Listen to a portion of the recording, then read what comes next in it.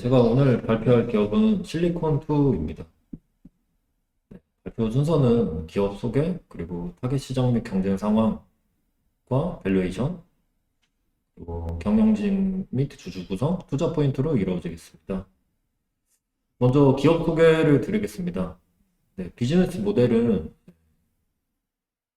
화장품을 유통하는 회사인데, 스타일 코리안이라는 이제 자사 플랫폼을 이용해서 해외에서 이제 비즈니스 파트너들에게 파는 CA 매출과 그리고 역직구몰인 PA 매출, 그리고 현재 구축하고 있는 물류 창고를 활용하여서 풀필먼트 사업도 진행하고 있습니다. 이것은 이제 각 국가별 스타일 코리안 플랫폼 이름 페이지인데요. 크게 보면 세 가지로 나누어져 있는데, 먼저 B2C인 PA는 15% 정도 매출을 내고 있고, 대부분의 매출은 이제 B2B인 CA에서 나가고 있습니다. 이 각자 다 이제 한국의 중소형 업체 화장품을 해외에 수출하고 있는데요. 아까 말씀드렸던 이 플랫폼이 스타일 코리안 플랫폼이고요. 또 스타일 코리안 안에 홀세일 플랫폼이 따로 있어서 여기서 이제 바이어들이 직접 구매를 하고 있습니다. 또 이 홈페이지에서 파는 모든 화장품 제품들은 100% 사입으로 이루어지고 있습니다. 그래서 매출액 성장을 보시면 2018년에 이제 520억 정도에서 2019년 650억, 그리고 2020년에 1000억 정도 하고 있고요.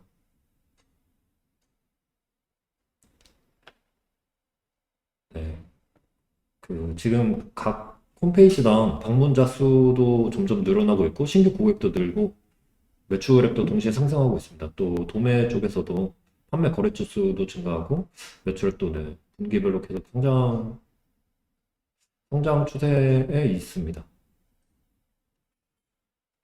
스타일 코리안이 제가 특이하다고 생각했던 건 화장품이다 보니 중국의 노출도가 되게 많을 것이라고 생각했는데요. 지금 현재는 중국 내 수출은 아예 하지 않고 있고요. 어, 지금 가장 큰 것은 미국이고 그 이외에 한국인데, 한국도 결국에는 이제 한국의 다른 수출 업체에 판매된 뒤에 또 재수출하는 거기 때문에 100% 전부 수출되고 있다고 생각하셔도 될 것 같습니다. 그리고 또 미국을 제외하면 각 나라의 점유율이 다 10% 이내이고, 또 기타의 30%도 들어가 있어서 다양화되어 있는 면이 좋은 것 같습니다. 그리고 브랜드도 이 A사가 꽤 크지만 나머지 회사들은 다 골고루 팔고 있어서 그 한 브랜드의 의존도가 낮은 것이 강점입니다. 원래 예전에는 이제 실리콘2도 중국에 매출을 많이 했었다고 하는데요. 근데 아시다시피 뭐 한알령이나 불매운동 이런 것들 때문에 중국 내의 시장을 거의 이제는 추진하지 않고 있고, 다른 이제 해외에 집중하고 있는 것을 볼 수 있습니다. 그리고 이제 실리콘2의 주요 매출처인데요. CA는 이제 B2B인데, 아이허브라는 미국 사이트에서 17% 정도 매출이 나오고 있다고 합니다. 그래서 이 아이허브를 가보았는데, 이 아이허브 안에서도 코스알엑스 브랜드 매출이 거의 대부분을 차지하고 있다고 합니다. 그래서 코스알엑스로 검색해보면 이제 이 핀플 패치도 나오고요. 핀플 패치로 또 검색해보면 또 1위로 계속 잘 팔리고 있는 것 같습니다. 그리고 실리콘2의 이제 제품의 자금 흐름과 유통 라인인데요. 이제 제품을 사입하면 바로 브랜드사한테 대금을 지급해주게 되고, 그 이후에는 이제 제품은 창고를 통해서 이제 소비자한테 전달이 되고, 그 이후에 판매 대금을 수령하면 실리콘2가 갖게 되는 이런 구조를 띠고 있습니다. 네, 이거 더 유통 라인인데요. 브랜드사에서 이제 국내 로지스틱 업체를 통해서 분류센터로 보내면 여기서 이제 통관이나 이런 절차를 밟아서 똑같이 또 이제 소비자에게 전달되는 유통 라인을 갖고 있습니다. 네, 그리고 실리콘2가 이제 마케팅과 운영을 대행해주고 있는데요. 그래서 여기 보시면 운영 대행을 해주는 풀필먼트도 있고, 또 해외 자사몰 운영 대행해주는 업체도 있고, 또 정말 소규모 업체의 경우에는 오픈마켓 입점하는 것도 운영되고 있습니다. 여기서 이제 클럽 클리오의 운영 대행 성공 사례라고 하는데 네, 매출이 많이 증가했었습니다. 또 K-뷰티의 중소형 업체들이 계속해서 이제 이 플랫폼에 진입하려고 하고 있어서 SKU가 계속해서 큰 폭의 성장을 하고 있어서 지금 거의 17,000개 정도 갖고 있습니다. 이 실리콘투의 비즈니스 모델이 성립된 요인은 다음과 같습니다. 기존의 이제 화장품 유통 채널은 개별 브랜드가 직접 유통을 하려고 하면 운반비나 통관 절차 그리고 또 화장품이다 보니 각 나라의 그런 식약처 같은 곳에서 인허가를 받아야 되는데 그럴 때마다 이제 너무 영세하다 보니까 그런 비용들이 부담이 되고 또 자사의 화장품만으로 유통을 하게 되면 다양성 측면에서도 비효율적이었습니다. 하지만 대형 브랜드의 경우에는 이제 내수와 수출 모두 다 해결이 가능했지만 중소규모 그리고 또 벤처 화장품 업체의 경우에는 국내 진출도 어렵고 해외 수출도 어려웠다고 합니다. 그래서 이제 서로 간의 니즈가 맞아서 실리콘투의 화장품 해외 유통 비즈니스와 그 중소업체의 니즈가 시작, 그 바탕으로 비즈니스가 시작됐고, 결과적으로는 지금 중소벤처업체는 수출 매출을 일으킨 뒤에 국내로 확장이 가능해지고 있습니다. 근데 이것은 이제 실리콘투의 솔루션을 그림으로 나타내 주는데요. 보시다시피 뭐 창고, 코스, 예측, 분석, 또 다중 채널, 인벤토리 등을 해주면서 이제 중소 화장품 업체는 제품 개발이나 이제 브랜드 론칭에만 신경을 쓰고 그 이후에 그런 판매, 유통 과정은 다 실리콘투가 맡아서 해주고 있다고 생각하시면 될 것 같습니다. 그래서 이제 실리콘투의 제품을 실제로 어떻게 주문하는지 찾아봤는데 이것은 이제 B2B는 아니고 B2C인데 미국에 살고 계신 한국분이 미국 화장품이 너무 안 맞아서 한국 화장품을 사려고 하는데 미국에서 이제 마땅히 주문할 것이 없었다고 합니다. 그래서 이제 뭐 올리브영 글로벌이나 이런 데들은 상품 그 종류가 너무 적고 또 각 브랜드의 직접 홈페이지에 들어가기에는 여러 브랜드를 사고 싶어서 그러다 발견한 게 스타일 코리안이었다고 합니다. 이런 과정으로 이제 스타일 코리안에 고객들이 들어오고 있는 것 같습니다. 실제로 이 블로그에 가보시면 이때 되게 막 여러 종류의 브랜드 화장품을 다양하게 구매하셨더라고요. 그래서 이제 스타일 코리안 브랜드가 그렇게 많습니다. 제가 다 알지는 못하는데 여기서 이제 특징적으로 봐야 될 것은 지금 이 스퀘어 마크가 되어 있는 게 스타일 코리안에서 직접 지분 투자를 하면서 전략적으로 이 화장품 회사들의 매출을 좀 올려주고 있다고 합니다.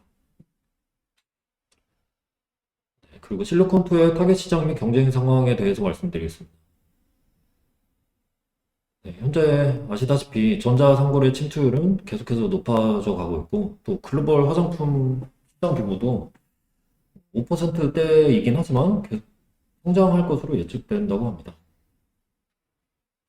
그리고 또 보셔야 될 것은 이제 국내 온라인 화장품 시장의 경우에는 거의 44% 정도 침투율이 이루어졌는데 지금 이제 동사의 비즈니스 플랫폼인 해외 온라인 유통이기 때문에 만약 해외에서도 화장품 시장 침투율이 올라가면 이 동사의 매출도 크게 올라갈 수 있을 것 같습니다.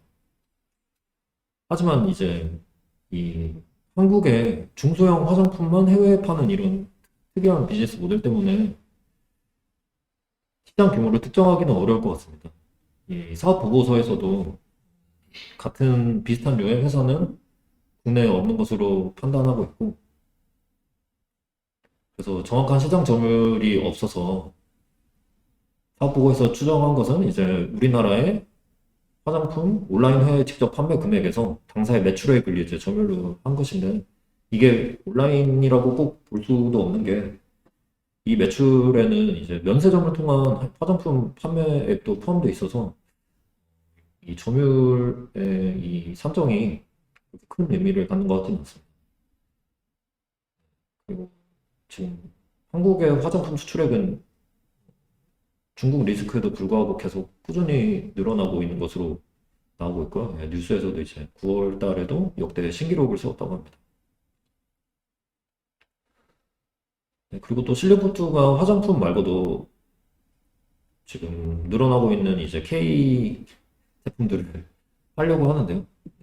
음식이라든지 건기식 그리고 옷이나 네, 이런 각종 액세서리류 같은 것들도 지금 유통을 해보려고 노력 중에 있습니다. 아직 의미 있는 매출은 나오지 않았습니다.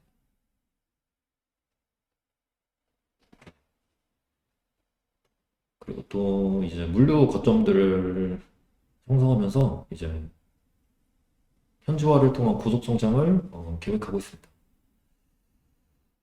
제가 생각하는 경쟁사 대비 혜자를 말씀드리겠습니다. 우선 국내 뷰티 유통업체 중에 유일하게 글로벌 벤더 대상으로 납품종 소량 납품 역량을 보유하고 있습니다.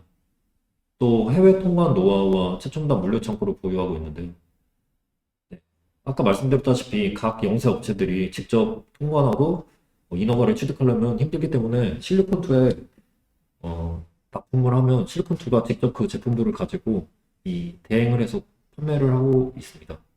또 이제 업력이 지속되다 보니 이 레퍼런스가 쌓여서 더 수월하게 하는 것으로 알고 있습니다. 또 이제 광주에 물류센터를 가지고 있는데 이게 아마존의 풀빌먼트 시스템과 비슷하게 이 로봇으로 진행되고 있는데요. 그래서 이걸 통해서 이제 물류센터 직원들을 줄였음에도 불구하고 효율은 더 높아지고 있는, 그래서 인건비 절감이 되고 있는 효과를 보고 있습니다. 또 유튜브에 이거 보시면 실제로 이제 실리콘2의 어떤 로직으로 이 창고가 운영되는지 보실 수 있습니다. 네, 그리고 아까 잠깐 말씀드렸었는데 실리콘2가 이제 신규 브랜드를 컨설팅하고 유입시키면서 SKU를 늘리고 있고요. 또 유망 업체에는 지분 출자를 해서 그 화장품 업체가 성장하고 또 추후에 매각이 될 시에는 이제 같이 매각을 하면서 투자 자금의 회수 모델 하는 비즈니스도 갖고 있습니다. 근데 제가 생각했던 거는 이렇게 마케팅을 잘 하고 인프라가 되어 있는데 왜 자체 브랜드를 론칭을 안 할까를 알아봤는데요. 이제 이유는 자체 브랜드를 론칭하면 이제 지금 실리콘투의 강점인 이 다양, 수많은 브랜드와 다양한 셀러들이 반발심을 갖게 된다고 합니다. 아무래도 자사 제품을 좀 더 홍보하게 될 것이고 그쪽으로 트래픽이 쏠릴 것이기 때문에 이제 그 지금 유입됐던 셀러들이 다른 곳으로 찾아갈 수도 있고 해서 이제 그 근본적인 이제 실리콘투의 비즈니스 모델이 훼손되기 때문에 실리콘투는 직접 브랜드를 개발하기보다는 유망한 회사에 이제 투자를 한 뒤에 엑시트하는 전략을 피고 있다고 실제로 또 이제 그런 이 업체들에 투자하고 있는데 여기서 특이한 것은 이 평강 한의원에서 이제 화장품 하고 있는 거죠. 또 이 지분 투자한 업체들의 매출액도 지금 2017년에 50억에서 250억까지 증가하신 것을 볼 수 있습니다. 네, 이거는 지분율 추이인데요. 참고하시면 될 것 같습니다. 네, 그리고 말씀드렸다시피 이제 SKU가 17,000개 이상으로 계속 늘어나고 있는데 여기서 이제 제품에 판매되는 것들을 보면 소수의 제품이 아주 많이 팔리는 것이 아니고 다량의 제품이 많이 팔리고 있는 롱테일 포트폴리오를 구축하고 있어서 이제 단일 브랜드의 의존 리스크가 탈피되어 있습니다. 그리고 또 이제 실리콘투의 강점 중에 하나가 이제 온라인 유통 업체이다 보니 온라인으로 마케팅을 하고 있는데요. 자체 보유 채널도 있고 또 그 채널에 자주 노출되는 인플루언서들도 있다고 합니다. 네, 그래서 여기 팔로워 수들을 한번 봐봤는데 인스타에서는 이제 한 26만 명 정도, 그리고 또 유튜브에서는 10만 명, 좀 적은데 틱톡에서는 84만 명 정도로 스타일 코리안에 구독을 하고 있는 외국인들이 굉장히 많은 것을 확인할 수 있습니다. 그리고 아까 그 블로거분이 스타일 코리안이랑 올리브영을 비교해 보셨다고 해서 저도 비교를 해봤는데 검색 트렌드도 올리브영 글로벌과는 비교가 안 될 정도로 많은 양이 검색되고 있는 것을 보실 수 있습니다. 그 또 인플루언서들이 이제 올려놓은 영상도 이런 스튜디오에서 직접 편집해서 올리고 있다고 합니다. 밸류에이션을 해보겠습니다. 먼저 이제 공모 당시에는 공모가 산정 피어 그룹이 좀 생소한 회사도 있고 이 회사가 왜 피어 그룹일까도 제가 생각을 해봤는데 회사에서도 이제 동사의 비즈니스와 비슷한 회사가 없기 때문에 이제 온라인으로 무언가 제품을 팔거나 마케팅을 하는 회사들 중에서 뭐 여러 가지 조건을 고려해서 이렇게 피어 그룹을 선정했다고 하는데요. 그래서 나왔던 적용 PER 거래 배수가 45 정도였습니다. 그리고 또 여기에 할인율을 3, 40% 정도 해서 27,200원에 공모가 됐던 걸로 알고 있는데 상장 당일에는 올랐었다가 이제 큰 하락이 있었고 공모가 대비 현재는 마이너스 20%. 근데 이 현재가 어제 기준이라서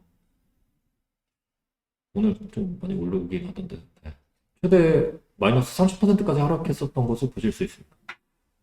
그리고 공모할 때 받았던 이제 자금의 사용처는 아까 보여드렸던 이런 최첨단 물류센터를 또 구축하려고 계획 중이라고 합니다. 그래서 물류 창고 매입에 200억, 그 안에 AGB 시스템 구축하는데 100억 정도 쓰고, 또 해외법인 설립에 30억, 브랜드 지분 투자에 50억, 또 차입금이 좀 있었는데 그걸 갚는데 사용한다고 합니다. 60억 정도. 그래서 총 450억 정도를 계획하는데 투자한다고 합니다. 그리고 실리콘투는 플랫폼 회사임에도 불구하고 이제 또 유통을 함에도 불구하고 건전한 재무 건전성을 갖고 있는데 특징적인 것은 2019년에서 20년으로 넘어갈 때 부채 비율이 거의 절반 가까이 줄어드는 것은 이때 전환상환 우선주가 전환되면서 부채는 감소하고 자본 비율이 늘어났었다고 합니다. 또 그래서 그 이후에도 건전한 부채 비율을 유지하고 있습니다. 그래서 당분간은 이제 재무적인 리스크는 없지 않을까 생각합니다. 저는 이제 약간 공격적으로 가정을 해보았는데요. 그 근거는 최근 3년 동안 연평균 35% 성장이 있었고, 또 올해 상반기에도 650억의 매출을 올렸는데 이게 YY 50%의 성장을 했었습니다. 또 실리콘투의 특성상 연말 행사와 또 세일 등으로 이제 화장품이 더 하반기에 많이 팔리는 경향이 있었습니다. 2020년에도 상반기에 430억, 하반기에 560억 정도 됐고, 또 비용적인 측면에서는 현재 이 높은 운반 비용, 즉 항공이나 해운 운송 비용이 지금 너무 비싼데 좀 안정화되지 않을까. 그리고 또 물류 투자 이후에는 영업이 레버리지 효과가 일어날 것으로 생각했습니다.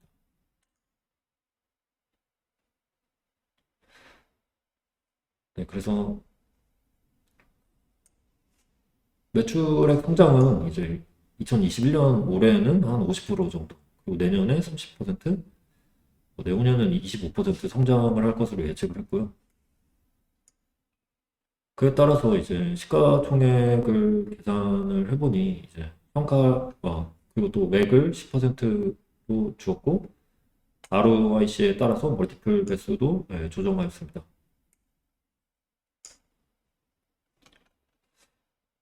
그래서 2023년에 주식 가치를 대입했을 때는 20% 정도 업사이드가 있지 않나라고 생각했고 또 그 23년에 예상 PER은 10 정도로 괜찮은 수준인 것 같습니다.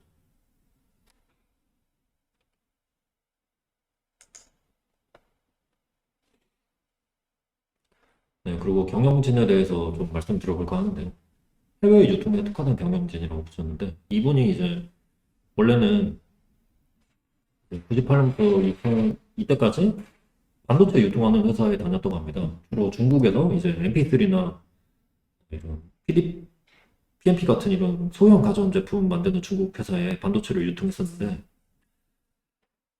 이 회사를 다니다 보니 또 이게 돈이 되는 것을 보고 본인이 이제 나오셔서 직접 실리콘2를 만드셔서 이 원래 하던 이 중국의 반도체 유통을 했었다고 합니다. 그래서 이제 이름이 실리콘2인 건데, 그래서 중국에 이제 그런 반도체 유통을 하시다가 그런 주로 매출 대상이었던 소형 가전 업체들이 스마트폰의 출시 이후에 점점 사라지는 것을 보고 업종을 바꿔야겠다 결심하셔서 이제 2012년부터 화장품 유통 노하우를 기존의 반도체 유통업 노하우를 적용해서 화장품을 이제 중국에 가져다가 팔기 시작하면서 이 화장품 유통 비즈니스가 시작됐다고 합니다. 네, 그래서 이분이 이제 지금 설립 이래로 계속해서 일하고 있고 또 그 기간에도 계속해서 이제 회사를 성장시키려는 의지가 갖고 계셔서 네, 믿을 만한 경영진이 아닐까 생각합니다.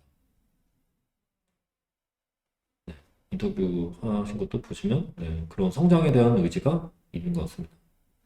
그래서 실리콘투의 연역인데 네, 아까 말씀드렸던 이제 반도체 유통업을 하다가 네, 화장품 전환하면서 이제 비전도 참고하시면 될 것 같습니다. 그리고 상장된 지 얼마 안 돼서 주주 구성을 좀 봐보았는데요.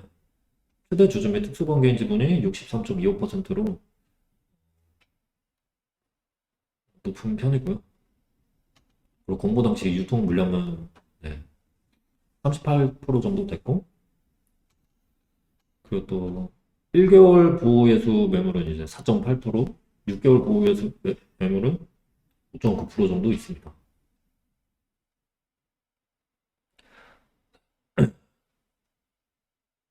그리고 또 이제 무슨 주식 매수권 선택권 잔량 현황인데요.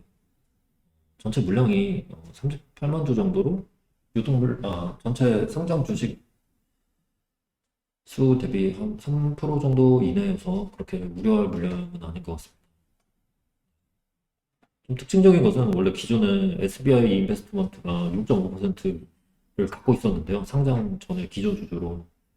근데 상장 당일에 0.6% 지분을 매각했습니다. 근데 평가가 4만 2천 원, 4만 200원대로 좀 높은 가격에 잘 팔은 것 같습니다. 네, 그래서 이제 지분 신고가 이제 5.89%로 되어 있는데 실제로는 6.5%를 갖고 있었습니다. 네, 제가 생각하는 투자 포인트입니다. 긍정 요인은 이런 K-뷰티 수출이라는 니치 마켓에서 독점적인 플랫폼을 갖고 있고 또 물류 인프라를 갖고 있고 또 일반 화장품 업계 대비해서 중국 리스크에서 자유롭고 또 매출처와 브랜드도 다양합니다. 이것은 이 회사만 그런 건 아니지만 최근에 이제 오징어 게임이나 BTS 등 K-컬처에 대한 관심이 커지고 있으니까 이 회사에도 긍정적일 것 같고 K-푸드 네, 이런 신사업도 긍정적인 영향을 받을 것 같습니다. 또 재무 안정성도 있고 경영진도 실력이 있고 그리고 또 본업 이외에도 지분 투자를 통한 브랜드 육성 및 출구 전략도 갖고 있습니다. 부정적인 요인은 이제 현재 주가의 밸류에이션이 제가 큰 폭의 성장을 전제로 하였기 때문에 지금 예상한 성장이 둔화됐을 때는 밸류가 너무 높아질 수 있는 리스크가 있습니다. 또 협업을 통해서 성장한 브랜드가 자기들의 성장이 어느 정도 이루어졌다 판단해서 이 플랫폼에서 나가려는 리스크도 존재하는데 하지만 이 동사의 이런 인허가나 이 물류 시스템에서 얻는 효익이 더 많아서 그럴 가능성은 좋을 것이라고 생각됩니다.